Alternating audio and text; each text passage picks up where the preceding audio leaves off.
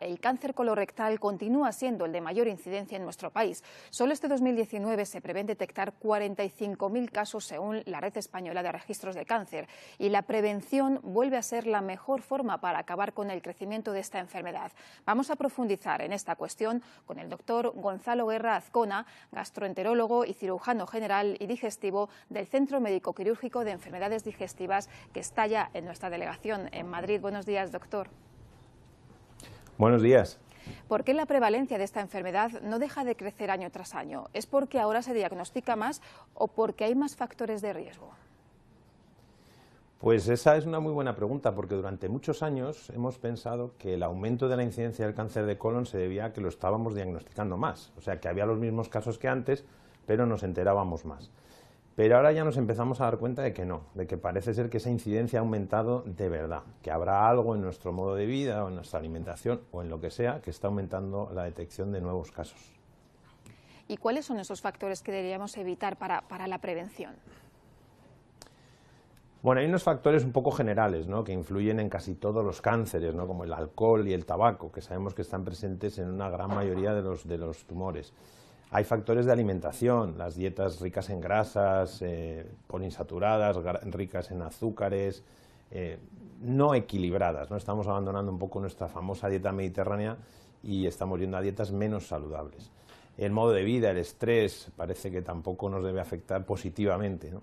Y sin duda hay un factor genético que no acabamos de llegar a conocer perfectamente, aunque se ha avanzado mucho en ese aspecto, que hace que la predisposición de las personas que tienen antecedentes familiares sea un poquito mayor. Con todos esos factores, bueno, a medida que vayamos conociendo más cositas sobre el cáncer, pues quizá seamos capaces de empezar a disminuir esa incidencia. Porque por ahora no se conoce entonces la causa exacta, ¿no?, de esta enfermedad. No la conocemos ni en el cáncer de colon ni en ninguna de las demás, ¿no? Como digo, estamos avanzando mucho en la genética, en el funcionamiento celular, pero al 100% no sabemos por qué se produce.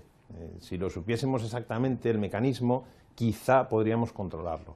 Parece que, como digo, hay muchos factores que influyen, porque también es cierto que la misma persona con unos hábitos dietéticos concretos o con unos hábitos de fumador, de beber, etcétera, no le pasa nada, y sin embargo a su amigo o a su primo, que hace lo mismo que él, pues tiene un cáncer de colon, o tiene un cáncer de pulmón, o tiene un cáncer de vejiga, ¿no? Entonces está claro que ahí hay algo que todavía nos falta por descubrir.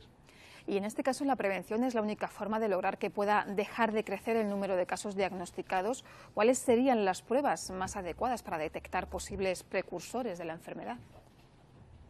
Claro, la ventaja en el cáncer de colon en concreto es que sí tenemos una prevención muy eficaz, ¿no?, que es la realización de pruebas antes de que tengamos síntomas. A mí me pasa mucho que estoy en la consulta, viene una persona acompañando a un paciente y le digo, ¿usted tiene más de 50 o 55 años? Y me dice, sí. Y digo, ¿se ha hecho alguna vez una colonoscopia? Perdón. Y dice, pues no, pero es que no me pasa nada, no noto nada. Claro, se trata de que lo haga usted antes de que lo note, porque a lo mejor cuando lo note, cuando tenga síntomas, ya es tarde. ¿Por qué insistimos tanto en la prevención en el cáncer de colon y recto? Porque la tasa de curación es muy alta. Si detectamos a tiempo el cáncer de colon, casi todos se curan. Si lo detectamos ya tarde, en estadios muy avanzados, entonces ya la tasa de curación disminuye muchísimo. En cuanto a las pruebas que me ha preguntado, la reina de todas claramente es la colonoscopia. ¿Por qué? Bueno, pues porque es la más versátil, es la más sensible, es la prueba que nos ve más número de cosas, que nos permite quitar pólipos, que nos permite biopsiar cosas. Digamos que es la prueba que más ventajas tiene de todas, aunque hay muchas otras que también se están utilizando. Pero ¿quiénes deberían hacerse una colonoscopia y a partir de qué edad y cada cuánto tiempo? Bueno, es importante que entendamos, sobre todo para la gente que nos está viendo desde casa, que en este aspecto no hay realmente un protocolo, ¿no? En medicina a veces tenemos protocolos que son pues guías de actuación muy rígidas, que se deben hacer siempre así, y luego tenemos recomendaciones. La realización de las colonoscopias entra dentro de las recomendaciones. ¿Nosotros qué recomendamos? Mayores de 50 años, en general, toda la población, 50, 55 años, que se hagan al menos una colonoscopia y luego se la vayan repitiendo, cada 4, 5, 6 años. Pacientes o personas que tienen antecedentes familiares directos de cáncer de colon, es decir, su madre, su tía, su abuela han tenido un cáncer de colon. Entonces ellos deben hacer lo mismo, pero en vez de a los 50, empezando a los 40. Salvo que haya habido algún caso en su familia que hayan tenido el cáncer muy joven. Pues si mi padre tuvo cáncer de colon con 45 años, pues yo deberé empezar a los 35. Y por supuesto, y fuera de estos grupos, cualquier persona de cualquier edad que haya sangrado al hacer la deposición, que haya tenido un cambio brusco en su ritmo intestinal, también debería hacerse una colonoscopia. ¿Y sigue habiendo personas que están dentro de la población de riesgo que se niegan a hacerse precisamente esta prueba por miedo al dolor? Bueno, claro, por supuesto. La colonoscopia, el problema que tenemos con ella es que es una prueba maldita. La gente le tiene muchísimo miedo. Es más, en esos casos que he contado de intentar convencer al familiar de que se haga la colonoscopia, cuando les hablas de colonoscopia ya ponen una cara de pánico, ¿no? Es importante desmitificar esto. La colonoscopia es una prueba que hoy en día se realiza en la inmensa mayoría de los casos bajo sedación anestésica, quiere decir que el paciente se duerme y no nota nada, ni nota dolor, ni nota molestia. De hecho, no nota ni que le han hecho la prueba. Sabe que se la hemos hecho porque al terminar se le dice, pero podíamos no habérsela hecho y no se daría cuenta. Sí que es verdad que la preparación de los días previos es un poquito latosa, ¿no? Tenemos que hacer una dieta, tenemos que tomar unos laxantes y todo eso hace que la gente pues se cohíba mucho de hacérsela.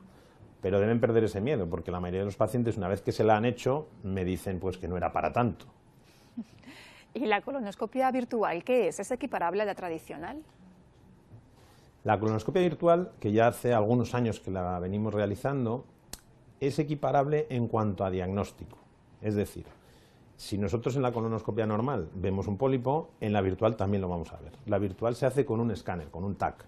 No hay que meter tubo, por lo tanto es un poquito menos incómoda, no hay que sedar al paciente, sí que hay que hacer la misma preparación y hay que meter un poquito de aire en el intestino. La única desventaja que tiene esta prueba es que en caso de que encontremos un pólipo, una tumoración o algo extraño, no podemos biopsiarlo ni quitarlo, con lo cual después tendríamos que hacer la colonoscopia normal. Por eso nosotros la virtual la recomendamos pues en gente que tiene algún factor de riesgo para hacerse una colonoscopia tradicional, porque tiene algún problema cardíaco, respiratorio, son muy mayores, etcétera.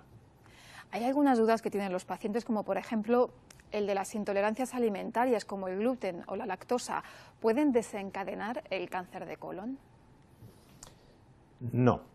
Eso es importante que tengamos claro que a día de hoy no hay ningún estudio ni ninguna noticia fehaciente que diga que ni la intolerancia al gluten, o sea, la celiaquía, ni la intolerancia a la lactosa, fructosa o cualquier otro alimento puede aumentar el riesgo de desarrollar un cáncer de colon. Yo no sé si en el futuro surgirán nuevos estudios y podremos asociarlo. A día de hoy, no. Y padecer intestino irritable, antes llamado colon irritable, ¿puede multiplicar las posibilidades de padecer esta enfermedad? Pues eso es muy importante que me lo hayas preguntado, porque es una creencia muy popular, que el intestino irritable aumenta la posibilidad de cáncer de colon. Y la respuesta es igual de taxativa que con las intolerancias, y es que no. El síndrome del intestino irritable, el colon irritable de toda la vida, nunca aumentaba el riesgo de padecer cáncer de colon, y es más, muchos pacientes que creen que tienen un intestino irritable, en realidad tienen pues una intolerancia, como has dicho, a la lactosa, a la fructosa. En fin, los intestinos irritables habría que reestudiarlos a casi todos para conseguir filiarlos bien. Pero es taxativo el decir que un colon irritable no aumenta nada el riesgo de padecer cáncer de colon. Y para terminar, doctor, una creencia más y muy extendida además entre la población. ¿Previene la aspirina, la tradicional aspirina, la aparición de cáncer de colon? Pues eso es una noticia que hace algún tiempo estuvo un poquito en boga, ¿no? Que parecía que si tomabas una aspirina diaria reducías ese riesgo, ¿no? Pues porque conseguías estabilizar más las células de la mucosa y demás. La realidad es que eso tampoco está probado, ¿no? O sea, hoy en día la aspirina se utiliza muchísimo en pacientes cardíacos, en pacientes que tienen problemas de agregación de las plaquetas, etcétera, y no tendría peligro el tomarte una aspirina de 100 miligramos todos los días para prevenir un posible cáncer de colon, pero la realidad es que eso no está probado para nada, ¿no? De hecho, nosotros no es una de las recomendaciones que utilizamos habitualmente en la consulta. Pues doctor Gonzalo Guerra Azcona, muchas gracias por habernos atendido y muy buenos días, un placer. Muchas gracias a vosotros, buenos días.